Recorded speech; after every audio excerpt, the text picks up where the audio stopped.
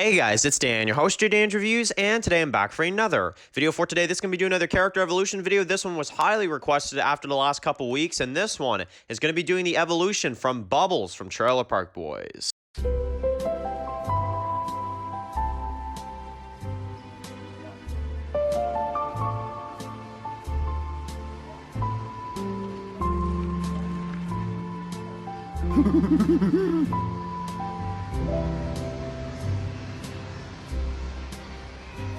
Okay guys, this is going to be doing a video for today. This one's going to be doing a video for Trailer Park Boys. This one is going to be doing a character evolution on Bubbles. So, this one was mad suggested. Definitely wanted to go ahead and do this one. This is probably one of the most suggested ones I've had in a long time, is for me to go ahead and do a video on Bubbles. So, alright guys, this is an awesome character. This guy is an icon for me. Honestly, I freaking love this character, and he still is even after 12 seasons of the show and so many spin-off Netflix series and movies, and hell, he's been in music videos, and yeah, he's been in everything, man. He is world famous, let's say that much. So, Bubbles in Season 1. So, he actually, the funny thing about the character to begin is that he's not a big character. He really isn't. You know, his evolution in Season 1, I'm going to be honest, isn't even anything too special. You know, he's there, he lives in a shed, he goes along with what the boys tell him to do, and I mean, that's his character. He doesn't really do all that much in Season 1. Unfortunately, that's all I can really say about him. He's just kind of there. But again, they didn't really plan on making him such a big character. Now, in Season 2, we really developed the character a lot more. As Ricky and Julian are trying to grow the dope plants, they of course store a few in his shed. And unfortunately, they burn down his shed and he has to live in the back of a van. So, I mean, it gets crazy from there. He of course helps them with the dope plants. And by the end of the season, to kind of make sure that he doesn't get arrested himself, pretends to be a farmer on this farm that Ricky and Julian get arrested on. So, I like him a lot in Season 2. I think he got really good there in Season 2, and a lot more funny as well, too, and a lot more developed, you know. Season 3, of course, we get Bubbles. He gets a new shed from Julian, not only that, he gets a new shed, he gets, you know, a lot of new stuff because Ricky and Julian, of course, making all this money from the dope trailer last season. So now they're all rich and stuff, and, you know, Bubbles is getting all this stuff from them. And they're, you know, they're set to go on a cruise, right? So they kind of need money to get on a cruise. They need to, you know, make little crimes here and there to make enough money to get on a cruise. And you get the Rush episode, which I thought was absolutely awesome, as they try to basically sneak into the show. And Ricky steals Alex Lifeson, and he's like, I'm not stealing, I'm just borrowing you for a little bit, you know, play a little show back at the trailer park for us. So, you got that, and Bubbles, well, essentially throughout the episode becomes his, you know, guitarman. And essentially, after that, you get Bubbles that helps Alex, you know, perform a show for everybody, right? And it's really cool. You know, they go back to the trailer park, and you've got, like, a little scene where they actually play Closer to the Heart together. Really cool episode there. I really like that one. And, of course, then after that, you get the barbecue storyline where they're, of course, stealing barbecues, and Leahy's trying to kind of catch them. You get Officer Erica, who, of course, comes in, who becomes Julian's girlfriend. And Bubbles, who's just innocent in this whole thing, pretty much. You know, he's hiding in the lake, trying to make sure that Erica doesn't see him. And yeah, I think Bubbles in Season 3, he's definitely not as good as Season 2, I'll say, but I think he did have a good story. I'll say that. I think he had a good story in Season 3.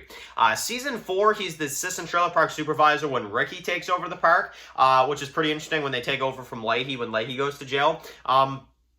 And, of course, Bubbles in 401, one of the best Bubbles episodes, he gets wasted out of his mind, and he tries to lure Julian away so Ricky can get the dope out of Julian's trailer. So, you get that. Bubbles is wasted out of his mind. You get George that shows up trying to investigate. Bubbles is, like, playing his guitar the whole episode, you know, and basically George has enough by the end of it. And he's like, Bubbles, I don't want to hear another note out of you. Not a note. What does Bubbles do?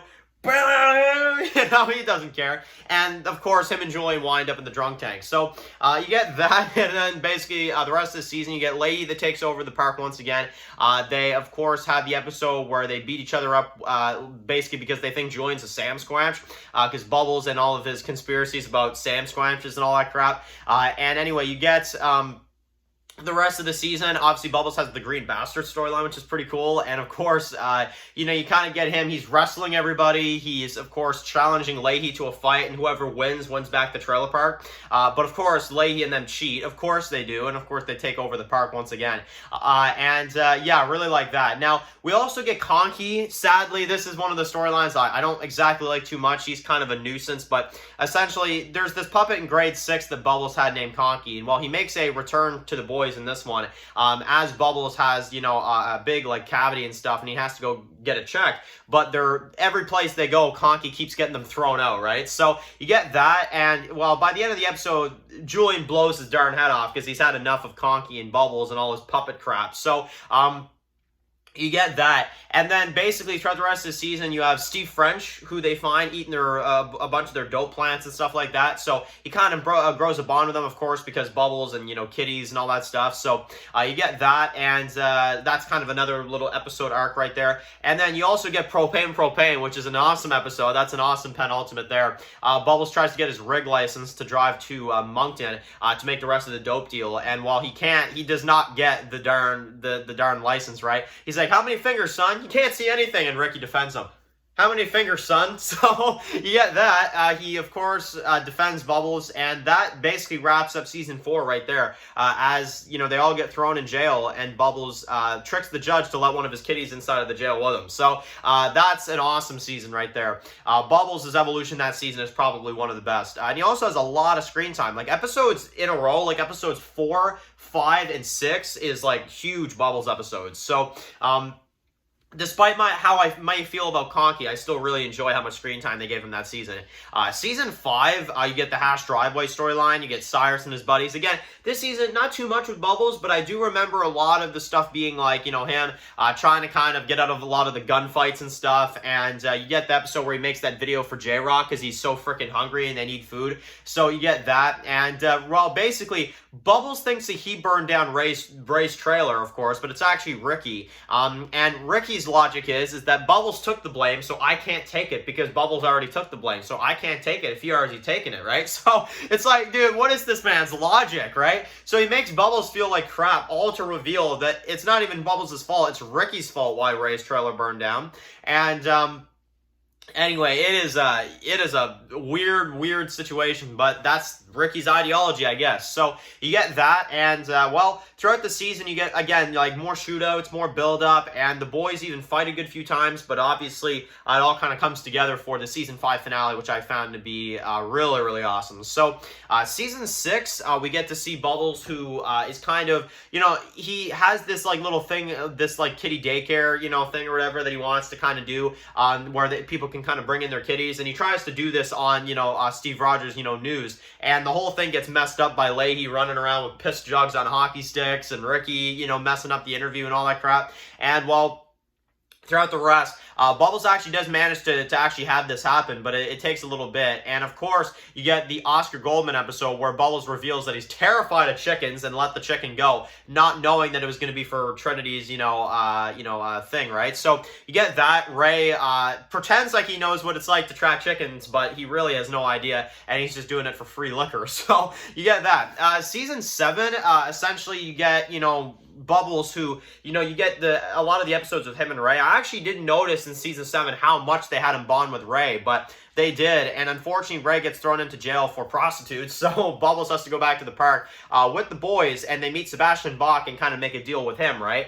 Which they all do through the Swayze train that he darn frickin' stole. So, yeah, pretty interesting. And once people start reporting him, he really tries to, like, change his, identity and this and that and everything like that. So, and then to end things off in the showcase area, you get, of course, freaking Conky that comes back from the dead, if you will, and they drown him, and that's basically the end of Bubbles in the showcase era and all that stuff. So that's that. And I think, in terms of Bubbles' character, I just really think he really turned into a great character. was small at the beginning, but man, as the show went on, he really progressed, and I have to say, I really like the character. So I want to hear from you guys. What do you guys think of the Bubbles character? What do you guys think? And what do you guys think of Mike Smith's performance of the Bubbles character? So anyway, guys, thank you guys for watching the video. Write comments in the comment section below. And of course, guys, if you're new here, click the subscribe button. Don't miss my videos for Trailer Park Boys. Follow Dane's work reviews, come guys. And of course, I'll see you guys really soon for the video for Trailer Park Boys. Enjoy the rest of your day, guys, and peace out. Everybody out there.